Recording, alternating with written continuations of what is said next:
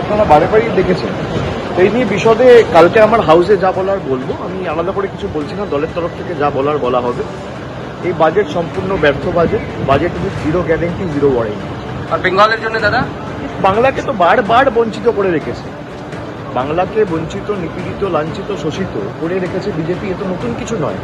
এই যে 12টা সাংসদ পাঠিয়েছে, আজকে কি নেটফল শূন্য। শুভেন্দু অধিকারী 4 দিন আগে যে কথাটা বলেছিল, जो हमारे साथ हम उनके साथ, তো প্রমাণ করে দিল যে নিজের সরকারকে বাঁচিয়ে রাখার জন্য বিহারকে আর অন্ধ্রপ্রদেশকে, অন্য রাজ্যকে দিক, আমাদের কোনো আপত্তি নেই, কিন্তু বাংলাকে বঞ্চিত করে রেখে নয়।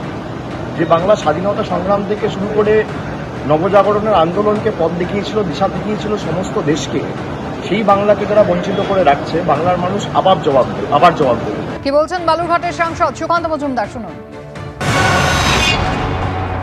উত্তরপ্রদেশ নতুন রাজ্য তৈরি হয়েছে এবং বিহারও ডিভিশনের পর বিহার, যে বিহার আগে আমরা দেখতাম, হয়তো বিহারও বিভাজিত হয়ে বিহার এবং তার সাথে ঝাড়খণ্ড বলে রাজ্য তৈরি হয়েছে।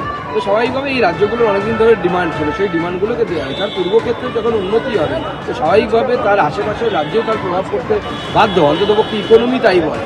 তো স্বাভাবিকভাবে বিহারে যদি উন্নতি হয়, তাতে বাংলার উন্নতি হবে না, এরকম কোনো বিষয় নেই। আমাদের যে করিডোরটা অমৃতসর থেকে যে কলকাতার করিডোর, সেই করিডোরে যদি গয়ার উন্নতি হয়, তো তার লাভ তো কলকাতা পাবে। তো স্বাভাবিকভাবে সেই ইন্ডাস্ট্রিয়াল জোনে নতুন ইন্ডাস্ট্রি আসবে, বাংলার যুব সমাজের হাতে ইন্ডাস্ট্রি আসবে।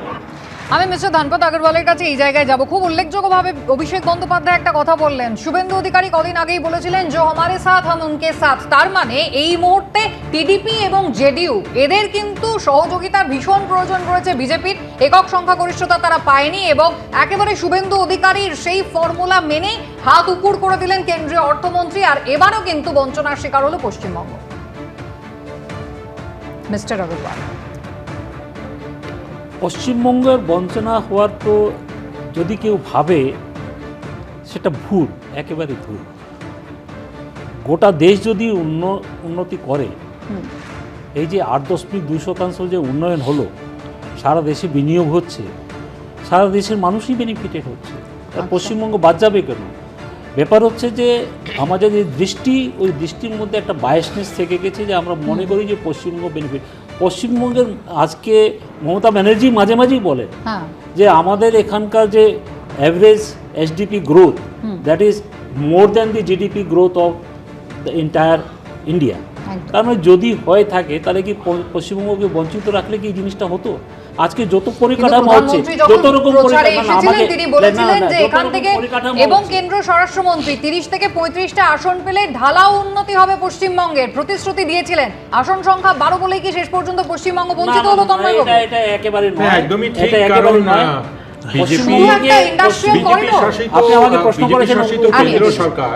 বিজেপি শাসিত কেন্দ্রীয় সরকার যে এই লক্ষ্যে কাজ করে চলেছে আমরা দেখছি। এই যে বারবার অসাম্যের কথা উঠছে না এই বাজেটে, এটা ভালো লাগছে দেখে যে অন্তত আলোচনায় আসছে এই অসাম্যের কথা। এই যে টপ 1%-এর হাতে, 1%-এর হাতে মোর দ্যান 40% ওয়েলথ আছে, এবং সেটা কবে থেকে? 1961 সাল থেকে সর্বাধিক হচ্ছে এই সময়। কোন সময়? 2022-23-এ। অর্থাৎ বিজেপি 10 বছর ধরে শাসন করে গরিবকে আরও গরিব করেছে, বড়লোকদের আরও বড়লোক করেছে। এর একটা ক্ষতিকারক দিক আছে, যেটা আমি এক লাইন জাস্ট বলতে চাই। সেটা হচ্ছে পৃথিবীর যে সমস্ত উন্নত দেশ আছে সেখানে এই ডিসপ্যারিটিটা কম, এবং যেগুলো তথাকথিত অনুন্নত দেশ সেখানে এই ডিসপ্যারিটিটা বেশি, এবং তার পরবর্তীকালে সেখানে সিভিল ওয়ার হয়েছে, কোথাও গিয়ে অ্যানার্কিজম তৈরি হয়েছে। ভারতবর্ষের এরকম একটা মহান গণতান্ত্রিক দেশ, সেখানে চালাতে সম্পূর্ণ, এই দেশ চালাতে সম্পূর্ণভাবে বিজেপি ব্যর্থ। সেই জন্যই তারা দেশকে আস্তে আস্তে আস্তে কতিপয় লোকের হাতে তুলে যাওয়ার চেষ্টা করছে, যেটা ভারতবর্ষের ইতিহাসে বিরল। সুকান্ত বাবুর স্টেটমেন্টের এগেইনস্টে একটা কথা বলবো। সুকান্ত বাবু বললেন বিহার নাকি সদ্য ভাগ হয়েছে। যদি সেই সেন্সে ধরি যে বিহার সদ্য ভাগ হয়েছে, তাহলে তো বাংলাও ভাগ হয়েছে। বাংলা, বিহার, উড়িষ্যা সব মিলিয়েই নবাব সিরাজদৌল্লার সময় আমাদের পুরো রাজ্য ছিল, সেখান থেকে ভাগ হয়েছে।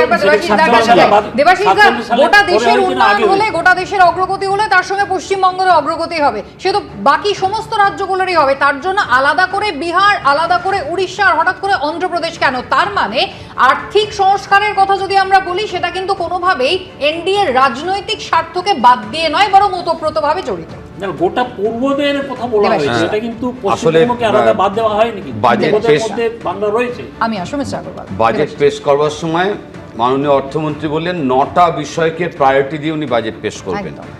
এবং আমরা লক্ষ্য করছিলাম যে কিভাবে প্রায়োরিটিগুলো দিচ্ছেন, কিন্তু শেষে যেটা বুঝলাম 9টা বিষয়কে প্রায়োরিটি না, 2টো রাজ্যকে প্রায়োরিটি দিয়ে উড়িষ্যা সম্পর্কে অস্পষ্ট কিছু ঘোষণা করে ফিল গুড যাতে হয় করে একটা বাজেট কারণ সামগ্রিকভাবে সদ্য পেশ করেছে। উড়িষ্যা দখলে এসেছে Absolutely বিজেপি। তাই।